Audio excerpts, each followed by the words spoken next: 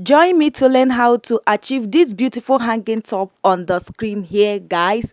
Yes, you can call it a hanging top or a crop top. Some days ago, we learned how to achieve the pants, which is also trouser. So today's one is going to be how to achieve the crop top. In this tutorial, I am going to be showing you the best way, like the perfect way to achieve a crop top or a hanging top. So guys, please, if you are interested in learning this, don't forget to give us a thumbs up. Okay, don't forget to share this video so that every other person will learn from this tutorial.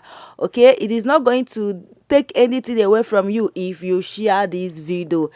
Thank you. This is not your regular crop top. Okay, now I have gone ahead to fold my fabric into two, and I've ruined the upper part, which is going to be my starting point.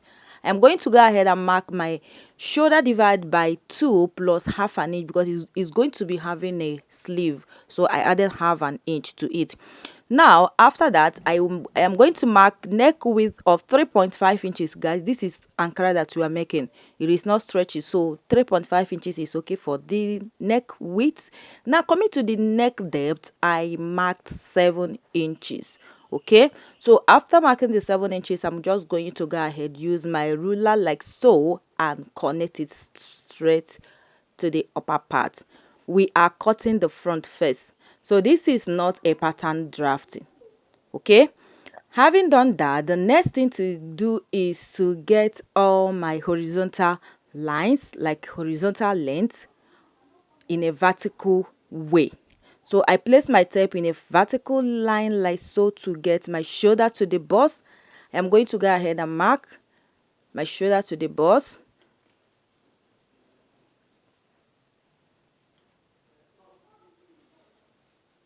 So guys, if you watch the picture that is on the screen, the top that my client is putting on, like the crop top that my client is putting on, is a little bit longer. If you want to achieve a good, like the best crop top, all you have to do is to measure down to your half length. If your half length is 16, you go ahead and put 2 inches or 2.5 inches, depending how you want it, the length you want it to be. But 2 inches and 3 inches is okay for your crop top. 2.5 inches is even okay. All right, so if you're making a crop top, measure down to your half length, add 2 inches or 2.5 inches. So if your client said she wants the length to get to be a little bit longer, do whatever she tell you to do. Okay, now I have gone ahead to mark bust, under bust, waist, and the blouse length. You don't need to add under bust measurement to this blouse because it is not that necessary. Okay, I just put the under bust horizontal line to avoid confusion. The next thing I went ahead to do is on the bust line, I measure up to 2 inches to get my chest line for my armhole curve. So after getting the chest line, I'm going to rule the lines like so from the shoulder down to the chest line. Having done that, I'm going to mark 0.7 inches for my shoulder slope, get the midpoint like so, and come in with 0.7 inches.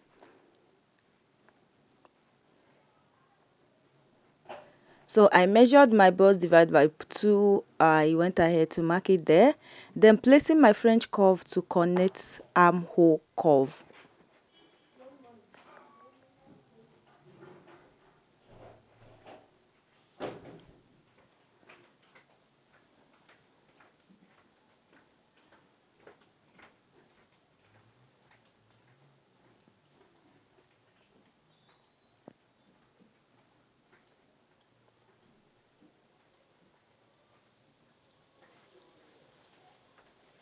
So now I'm just putting down all the body measurements, like from the bust area. I am going to mark, after dividing the bust by 4, I'm going to place the bust measurement on the bust line and also take it up to the chest line.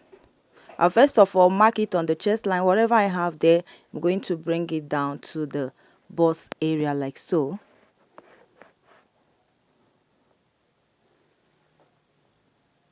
So you see that, like I said before, the underbust is not that much necessary here.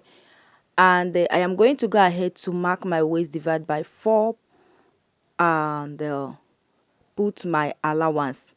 But whatever I have on the waist, I am not going to bring it down to the blouse length because this blouse is a little bit longer. So I am going to be adding my hip measurement on the blouse length. So if your crop top is the one that is the original hanging top, go ahead, whatever you have on the waist, you bring it down to your blouse length if your crop top is a little bit short. Okay, now the next thing I went ahead to do is to mark my 2 inches allowance and connect all the lines like so.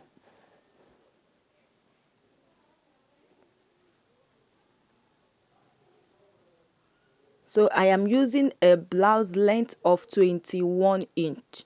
21 inches, that's the total length of my blouse. Now on this center front of this front pattern, like the the front we are cutting, I went ahead to mark the back neck depth of 1.5 inches. That is how that is the the measurement I normally use for my back neck depth, 1.5 inches. Remember that their width is 3.5 inches, okay? So I'm going to be using the front to cut out the back. So that will be all for this. You can go ahead and add your darts, like your straight darts or measurement. You go ahead and mark your dart, but I don't want to put a dart on this blouse. That is why I just leave it like so. Okay, go ahead and cut. So I first of all, while cutting, I cut the back neck first.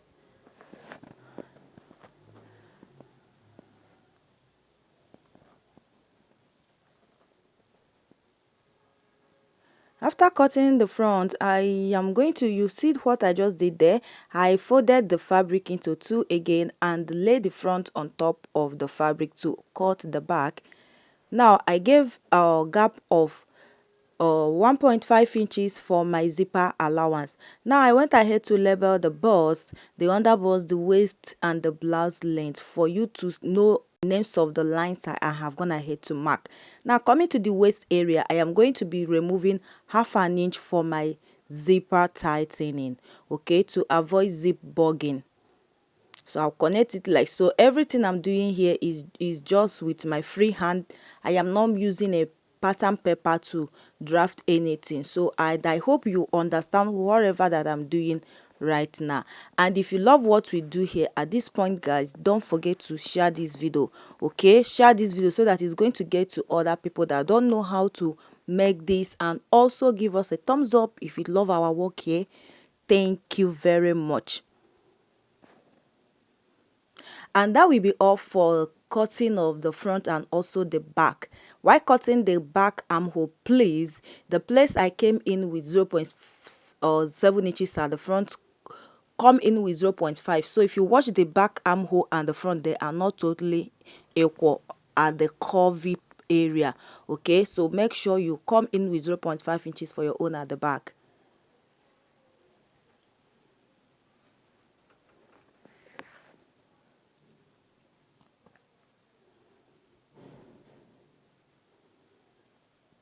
So now I'm going to use this to cut out the lining for the turning up. The sleeve cutting is very simple. All you have to do is to make the sleeve free, like the round sleeve, you make it to be free. Okay, the sleeve don't need to be too tight. So I'm still trimming. So this is the back and also the front. Like I said before, I was filming this at night. Now I've gone ahead to turn the front and also turn the back with my lining. Add your dart, oh, okay, that I did not mark that on this does not mean that you cannot add that if you don't want to add that. But if you don't want to add that, you just leave it like so. So I'm just going to go ahead and join the back and front shoulder together. Still filming this at night. If you're not seeing it clearly, sorry, bear with me, okay?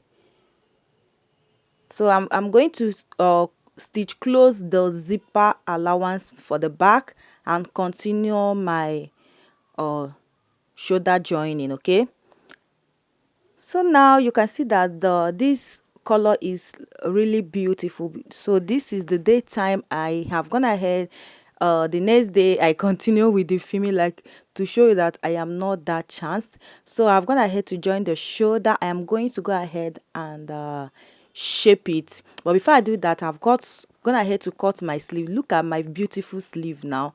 So the length of the sleeve I'm making use of is just 12 inches, and the round sleeve measurement is for my client. Now to shape this, I've gone ahead to attach my sleeve. To shape this, if you're shaping on the bust, I add my bust divide by 4 plus half an inch, waist divide by 4 plus half an inch. Coming to the down part, hip divide by 4 plus 1 inch. So your crop top does not need to be fitted. Okay, it's supposed to be a little bit free, even if you don't want to add zipper at the back. So make it free. Okay, it does not need to be fitted or to be hanged, but it is your choice or your client choice. So after shaping it, I'm going to go ahead and insert my zipper, and that will be all for our tutorial. So I use lining to also turn my sleeve for it to give it that beautiful look. So that is how I shape this. If you got the shaping right, and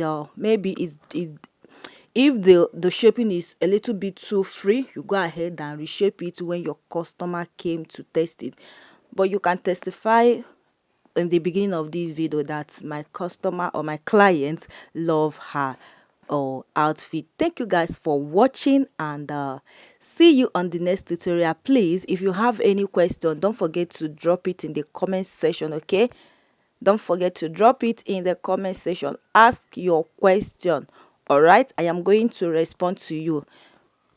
Till next tutorial, bye for now.